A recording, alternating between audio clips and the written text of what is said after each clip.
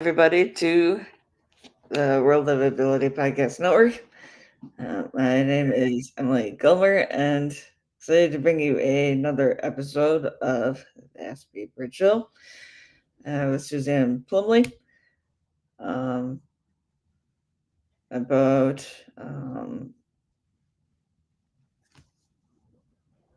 later stage diagnosis of Asperger's and so on. So I pass it over to um, Suzanne to get us kicked off. Great. Thank you, Emily. I really appreciate your introducing me each week. And Emily is among us as an Aspie woman. And that's why I love to include her in here. This is her gift to be a podcast engineer. And today we're talking about Rule 3 of the 5 rules of brave thinking, which is Life Toolbox. In the first week, we talked about notice what you're noticing. Then we talked about longing and discontent with Julie Deanne. This week, we're talking about what would you love? Living your life with an intention of enjoying it, not just stumbling through it. So this week, I have my coach. Yes, I have a coach too. I have someone who's been helping me walk across this bridge for the last 2 years. His name is Mark Maynard. And he hasn't been just standing on the sidelines saying, go, go, go. He's actually been walking across with me. So when I've had my wins, he's been there. When I've had my hard times, he's been there. I'm so appreciative to Mark. And this week, Mark is detained on another class. So we decided last night to get together and pre record this next session for you. So please enjoy it and really think to yourself, what kind of life would I love?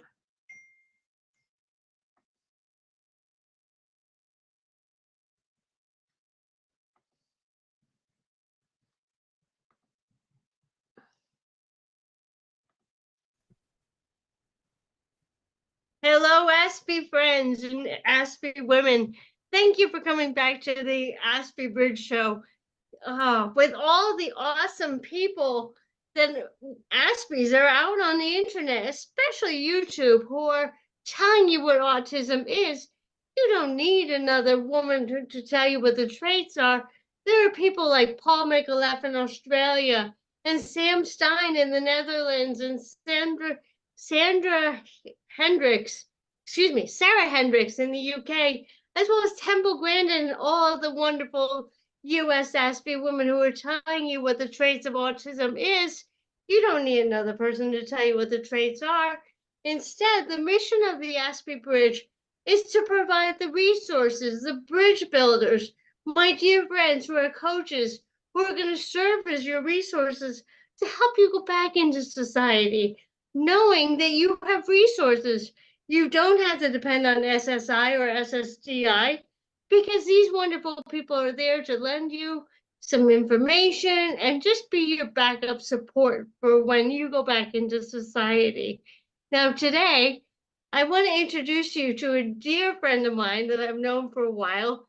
He is my team leader for Men Talk, which, ladies, that means that if you're married to an Aspie male, or if you have brothers or cousins that are Aspie, and they're seeing how much help you're getting from being part of the Aspie Bridge, Mark is here to help all you guys who are Aspies, just to be there to answer questions for them, because I can't tell you what it's like to be a man, but Mark can. He can tell you some of the keys about how to pull yourself through.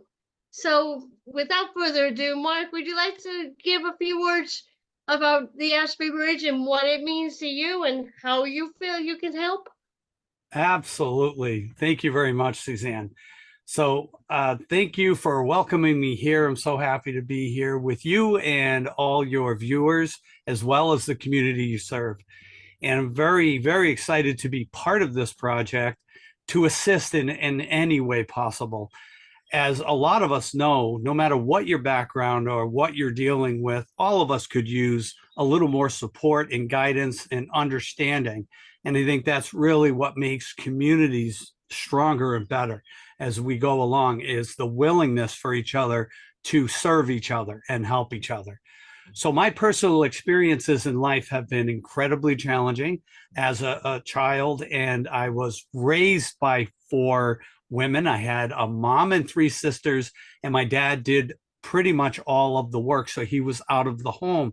And I feel that that's given me a unique set of skills, as I feel I have a pretty good balance of both sides of that conversation. And then meeting you, thank you, and meeting you and seeing the difference you're making in this community with the challenges that Aspie women and men face, and really providing that kind of structure and support. I'm really proud to be part of this project and be available to answer some questions and to help anyone I can understand a little bit more about the challenges they face, as well as anything that anybody's dealing with, that there's always a strength in being able to ask for help and say, hey, I'm not quite sure about this. So yeah, I'm really excited to be available and offer in any way I can my skills. I am honored to have you here with us, Mark. It's been great. I'd love to get a few more men out there who want to be part of the bridge builders. I have 2 at the moment, but I always welcome more men out there. Today's topic is called What Would I Love? Now, 2 weeks ago, we did Notice What You're Noticing, which is taking stock of what your attributes are. What are your strengths? What do you love to do in your spare time? What are your attributes that you bring to your life every day? Because we know as Aspie people, we do tend to be very focused on what interests us. So I told you to put all attributes of who you are. Your assets is actually the better word. Assets of who you are on your refrigerator, on your bathroom window, by your bedside, just to remind you that you are more than just being an Aspie individual. Then last week, Julie and I talked about your longing and your discontent. Knowing when your body is saying to you, this isn't quite right, I'm not quite happy with my life, what's going on? And your discontent, if you ignore it and you keep shoving it down, it's not going to go away. It's kind of like holding a beach ball underwater. It's only going to stay there for so long before it says, no, I need to be heard. And if you let it go for too long, your body starts to have all different symptoms, like a cold, a cough, bloating, pains, and you don't want that.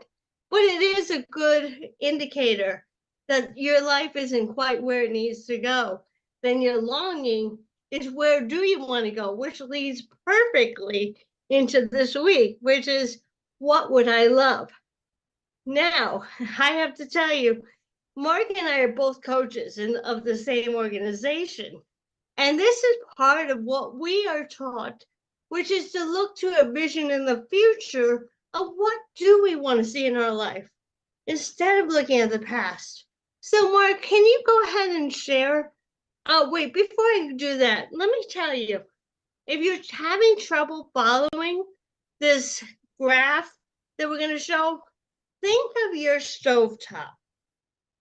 Most of us have 4 burners.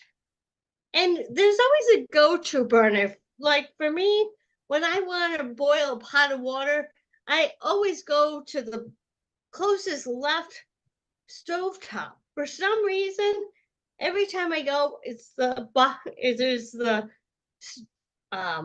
range. It is the, help me out, the burner. That's what I'm trying to say. The burner that is my bottom left, closest to me. So that's where you put your attention. And then you might have the other 3 burners going at the same time, but on a low simmer. So if you think of a stovetop, and when you look at this next visual, you get an idea of how to focus your attention on one, but don't let the other 3 lose your concentration. Mark, go ahead and share that visual for us. Okay. Here we are. with the 4 quadrants of our life divided up into general categories. And this is, as you were saying, Suzanne, we can divide what we would love in our future up into these 4 separate categories that can give us an overall whole grand experience in life if we make sure that we're paying attention to enough of each one of these categories so that we're not falling short or missing out on something vital while we're creating a life we would love to live. If I may comment on the topic today, I would love to set this I up. would love you to, please. This is your specialty. And so I know Mark and I have been working together for over a year now. Is that right? At least over a year now. Yep. And Mark is my support. So he's going to give you a lot of great information here. Okay, so as we're talking about the topic, what would I love and why is that relevant? Now, if you've ever had a time in your life where you had thought, geez, I would really love this or I would really love that, and then the next word that came to you was the word but, then you're familiar with hearing the voice of what we call the paradigm, which is an inbred voice that's in our body that's trying to tell us that we don't want something we do want. And that's why the but will surface when we say, I would love this.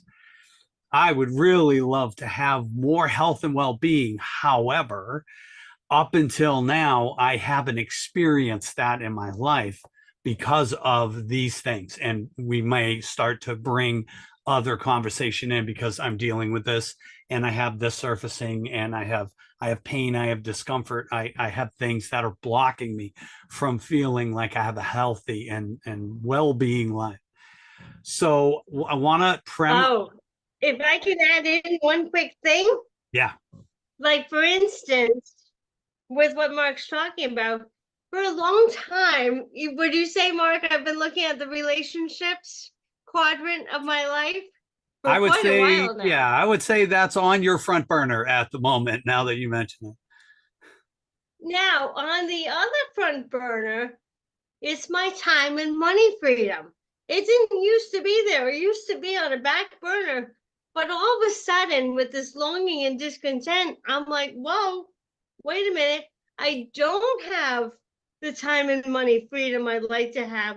So I took my pot from the back and brought it to the front. Or I now have my relationships on one burner and my time and money freedom on the other. That doesn't mean that I'm ignoring my health and well-being or my vocation, because Mark knows I've been working on my vocation almost as much.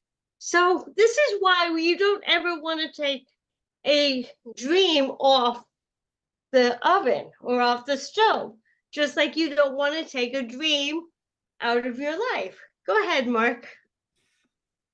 Awesome. And you've been doing a fantastic job with all of that and growing and understanding this process more and more as you've been going along. So I want to celebrate all of your work and effort with that. And for everybody listening, why we focus on what we would love is because up until now, we've seen and encountered things that we don't love, and that tends to take our focus.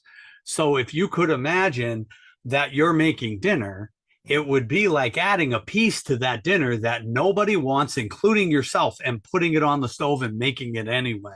So what I really want to encourage everyone to understand is that the best thing we can do for ourselves and our future, even though we may have had difficulty up until now, is to focus on what we would love, even if at the moment, at the level of fact, we're not encountering that yet. And we really put a big stress on the word yet, because what we would love is actually in the cards for all of us if we learn this system. If we learn how to focus on what we would love, our energy from the heart, which actually does encourage changes in what we encounter in our future, there are changes. We'll meet different people. We'll take different actions. We'll start to move in the direction of what we've been keeping on those burners, as Suzanne's saying here. So as we really focus on these 4 quadrants, let's just briefly take a look at them. And let's start in the upper right with health and well-being. And it's very important to think about the counterintuitive nature of how energy actually transmutes and becomes results. If we have up until now had a bit of a challenge with our health and well-being, and I will say I speak from experience when I've had several medical issues that have really challenged my ability to stay alive, and not the least of which has been a patch that was sewn into the center of my heart as I actually managed to rupture my ventricle wall inside my heart, which is an extremely life-threatening situation. That got my attention. As I'm sure a lot of you will understand, if you're doing well and you're healthy, you feel great. But if you don't feel great, all of a sudden now you want attention to feeling better. Right now we want to make sure that we're paying attention to our health because I'm not doing well. Well, that's where this counterintuitive system of what would I love really takes hold. So as though it's challenging, if we don't feel healthy and you focus your heart and how you would love to feel strong and capable and mentally acute and physically active, a lot of the things that we desire in a healthy life, if we were to vision that and say, here's me having what I would love, then the heart goes to work with the brain to help locate these evidences out in front of us that we can then, oh, I found this group who's all about how to fix this situation. I happen to come across this plan that I didn't come across before. And it may seem at times like magic, but the heart is very much the magic we have in our lives. So to love an image of health in your life will then put you on a path to finding more health in your life. So if we move that to the left and think about relationships, as you said, Suzanne, at first glance, we may see some of our relationships as challenging, and I don't think this can get any better. They're not behaving a certain way, or I'm feeling bitter about how they are. Whatever the reality is at the level of fact for us, the truth of the matter is, if we were to envision what would it look like if you loved that relationship, what would that look like? At that point, all of a sudden, your heart engages in a more compassionate forgiveness place where you say, now, if I loved a great relationship with this individual enough, would it take place that their behavior might change if I persist in that energy? It's possible. Now, if I can add into that, one of the first stops in that is asking yourself, how am I responding to this behavior? Because I have found, and I had a tough relationship with a couple of people in my family, because I responded too quickly. Your response time is going to make or break your relationship. But if you really stop to think about it, are you reacting to the way they're behaving, or are you reacting to the way you're feeling? If you can take time to ask yourself that question, what about this behavior bothers me, without saying it out loud, you're going to find that you're going to find a peace of calm. And then we also teach the breath. Maybe what you have to do is, when you are having a tough relationship, stop yourself. And Mark, you have an excellent explanation about going into the parasympathetic. Can you just throw that in so that people understand why the breath is so valuable? Absolutely. So as Suzanne's pointing out, this is the best way for us to pause our programmed emotional responses that we have inside of us by doing a slow intake and exhale of breath. what we do is we calm our nervous system down. Now, our reactionary nervous system, which is the sympathetic response, is what you've probably heard our fight, flight, or freeze response. So because that's a reactionary, it's going to be defensive and it's going to be automatic. So in order for us to respond stronger and imprint a new pattern of response into our behavior, the breath will relax our whole system and will calm into the parasympathetic, which is our higher faculty being able to respond in a more productive way and serve us in the long run. If you've ever had a time where you have reacted and said something that you just couldn't take back as it was leaving your mouth, then you already have an awareness of this sympathetic response that immediately goes to work to do what we perceive as defending us. But in actuality, what it tends to do, as one of my great mentors would say, you'd win the battle, but lose the war. What it tends to do is add fire to an already exacerbated situation. So if we can relax into the parasympathetic, we can actually stop for a minute and handle the situation with more compassion and more love and say, and I love how Mary teaches this, am I in charge of my response ability? And that is why we must work on our responses so that we can develop a stronger, more loving and enjoyable life as we go forward by becoming stronger at our responses. By saying, okay, they want to say that. I'm not going to let this upset me. I'm going to think for a moment. And how do I want to respond in a more compassionate and loving way? Oh, Mark, that reminds me, for all of you out there, we're going to really be diving deep into the relationships come June. And Mark and a wonderful mutual friend of both of ours will be coming on and really helping you with some of those tricky relationships or the relationships that are in your circle. We know that you have people that are really close in your circle. And those are the relationships we want to work on first. And Mark and Samantha and I are really going to help you with those relationships, because we all know that when our relationships are kind of turbulent, the other three quadrants kind of take a back seat to them. And then you really can't concentrate on anything because you're in this turbulence. But Mark and Samantha and I, in the beginning of June, are going to really dive deep into this relationship, as well as a number of other guests that I have on. So Mark's face will become very familiar to you in about 2 weeks as well. So go ahead, Mark. Go ahead from there. Okay, so now we've taken a look at health and well-being and relationships, and moving to vocation. There are several people that may feel that they're not really sure what their gifts are and what talent that they can be bringing to the rest of society.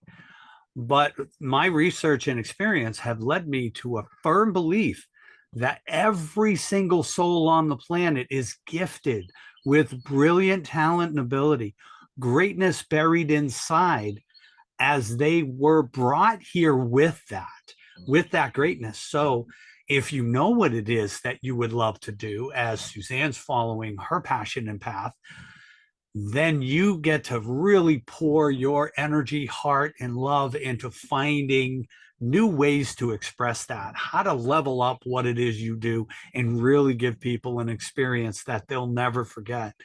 And the more you pour your desire and passion into that, as Suzanne pointed out earlier, the longing for a better experience, the discontent with what we have right now is not going away. That will consistently encourage us to move ourselves to this place of vocation. Something Mary calls avocation, right? So we have a gift, and to find your gift, always go into your heart. It's not a pressure situation. If you're somebody that doesn't feel like you're certain of what your gift is, again, the calming breathing, deep breaths in, slow exhale, relax, and just allow your mind and heart to go naturally to what really fires you up. It happens by itself. Oh, yeah. We, in a number of my different episodes, I told you about being out of alignment, being in the sports shop, selling Nike sneakers when you'd rather be in the bookstore talking to children and reading stories to children, or in the library. Being out of alignment is the first thing that's going to put you into discontent, because your passion's not there. And your passion and your longing pretty much go side by side or together, don't they? They're right in alignment. Go ahead, Mark. Absolutely. Yeah, absolutely. So if you feel some tension or stress around locating your gifts, the more you can relax and the more you can just fill your heart with love, the more the system will naturally guide you to what it is that you love. And the more you can feel, oh, I love this, then you then take that one step forward. And that one step forward could lead to, well, now what do I do? That's great. That's a great news, because we've taken that step forward into our vocation. What could I do with this? What gifts do I have? And how could I present this? If we say it in an uplifting, positive way and literally feel the love we have for it, then we'll get the ideas that will start coming to us about what we could do and what steps we could take. And that's the system that I absolutely love working with. The natural flow to your heart will guide you in the direction that you want to go. And with that, it works for all four of these quadrants.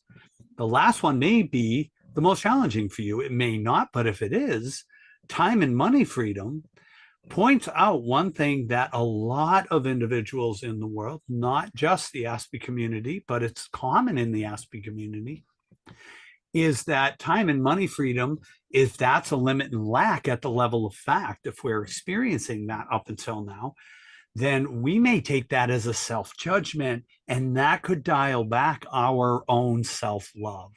And that is the most important thing for all of us to really increase as we go along this process, is that we're all brilliant spiritual beings having this human experience. And to increase how much we love ourselves allows us to not only give our gift at the highest level we can, it allows us to accept the rewards of that at the highest level we can. So time and money freedom is where we see that unlocking when we engage that process at that level. Go ahead, Suzanne. Oh, absolutely. And I want to point out that time and money freedom isn't about having tons and tons of money around us and a mansion of a house and traveling to Europe and Asia and all these other places. It's your value on time and money freedom. Mark and his wife Sherry are in RV. I'm thinking about being in 3 different places throughout the year. It doesn't mean that you're going to be in something that you don't want. You get to choose what your time and money freedom means to you. For me, it means a tiny house. A lot of people would be like, why do you want a tiny house? Because I want to travel. That's my time and money freedom, not being tied down to a schedule at work, not being tied down to one home that I had to make sure that the lawn is mowed and the house is clean. I want to be able to travel. Mark and Sherry like to do their traveling to different Renaissance fairs. So what you choose as your time and money freedom is up to you. Don't let anyone else tell you what you should love and what you should not love. It's what you want to do. Maybe you're perfectly happy being at home as long as you don't have to go to work. That's still time and money freedom. Go ahead, Mark. That's brilliant, Suzanne. And it is different for each and every one of us. We're as unique as a thumbprint. So when it comes to finding our rhythm and what works best for us, accessing again the heart and what our heart would love is why we can then support and assist everybody to create a life they would love living, because their heart has the answers. And there's no better privilege I have found than assisting people in finding that voice inside them that guides them to exactly what they would love. So the quadrant, time and money freedom, as Suzanne pointed out, it's not about riches, and it's not about not doing anything and having nothing but time. But consider that there are many people who may have a lot of money, but their setup and how they attract that money doesn't leave them a lot of time to enjoy that money. And in the opposite end of the spectrum, there are some people that have a lot of time available, but they don't have enough money to really create a nice, smooth, engaging life where they can't just go to their travel to see family members, or make sure they can get to all their child's events, or maybe visit their parents that live in another state. That I don't have the money to be able to travel, so that adds a restriction. So as Suzanne was pointing out, it's very unique to each one of us. But the purpose of this quadrant is for us to understand we want to have enough time availability to enjoy what we have created. And we want to have at least enough money so that we're comfortable while we're giving our gifts and while we're living the life we created. So it's unique to each person. And no matter what, this whole thing will always come back to what would you love in each one of these quadrants. What would you really, really love? Now, a lot of us, just to finish up these quadrants, a lot of us might think, well, I have lots of things I could write down and talk about that I would love in all these. However, I don't feel that I could ever have that. And right now, maybe feeling that. And you know what? There's nothing wrong with that happening. As a matter of fact, that is something that our friend Kirsten Wells, one master coach in BTI, has been quoted as saying, this is the good news, that the other voice has spoken. That voice that wants to say, you can't do that. You're not good enough to have that. There's no way that could happen for you. If that comes into your mind, it's good news, because that is the programmed response, the sympathetic nervous system, that cannot help but surface. And it's good news because once it surfaces and we realize, I've been listening to your negative voice for years and it hasn't served me, then we can identify with it, notice it, and do something about changing it. And that's the power of being able to shift our thinking in spite of the fact that we may feel limited at a certain time or at several times, that we can always change the way we're thinking and eventually the way we're feeling. And that propels us into taking inspired action towards the goals and dreams that we really want in life. Yes. Oh, definitely. Now this is a podcast for Aspie women. And I know how much I hate it when everyone says, well, isn't everybody a little bit Aspie? But I will tell you, we are all humans. We're all having a human experience. So while you may think, oh, well, I'm Aspie, I can't. What's my favorite slogan, Mark? Yes, I'm Aspie, and look at what I can do. And this is why I would really like you to say, and go back to week 1 of May when I said, look at your assets. Look at what you have that you can do. So many of you that I've already talked to on my Facebook page and in my private group have already started to find your gifts. And I applaud you for that. I celebrate you for that. It means that you're not letting your Aspie challenges stop you. And I've done a number of talks where I say, rising above the conditions, circumstances, and situation in our life is going to be a friend of us. If you're going to keep yourself down and say, I'm Aspie, I can't do it. Well, yeah, Henry Ford said, if you think you can or you think you can't, you're right. What does that mean? Whatever you allow your mindset to believe is going to be true.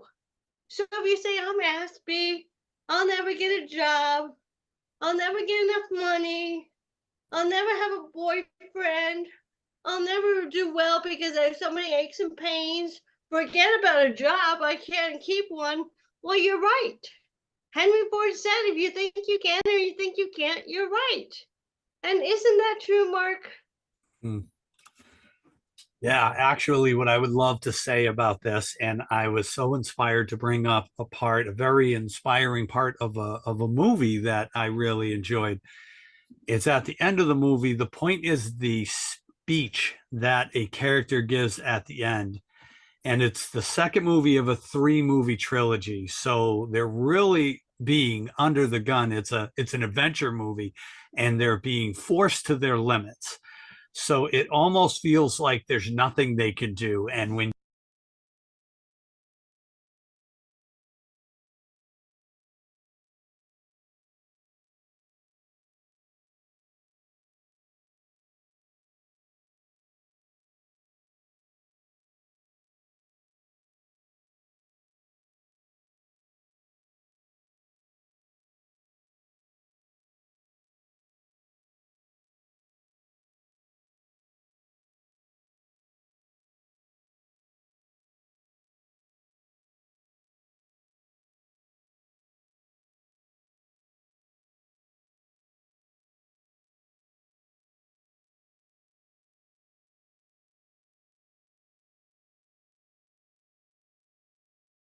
think, well, I have lots of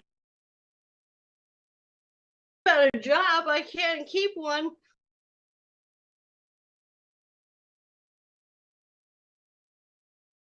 I have been given a certain amount to overcome. That doesn't mean we can't. And that doesn't actually require that it quell our passion and desire. We don't have to let that squeeze us so that it's not there. He continues to say the reason why those stories were so attractive isn't because they were heroes and they won the day. It was because they had many chances to turn back. They had many chances to quit because it got hard, it got challenging, it got difficult, and it was, I could give up now. I could really just give up now because I feel like I can't. But what made the stories legendary is they didn't. They refused to give up on that. And they said, no, I'm going to find a way. I'm going to deal with this and I'm going to overcome. And I'm going to deal with the next thing and overcome. And that's really at the heart of what would you love? And I really want to offer that here. When you decide I can or I can't, your heart then is saying, here's the direction I'm headed.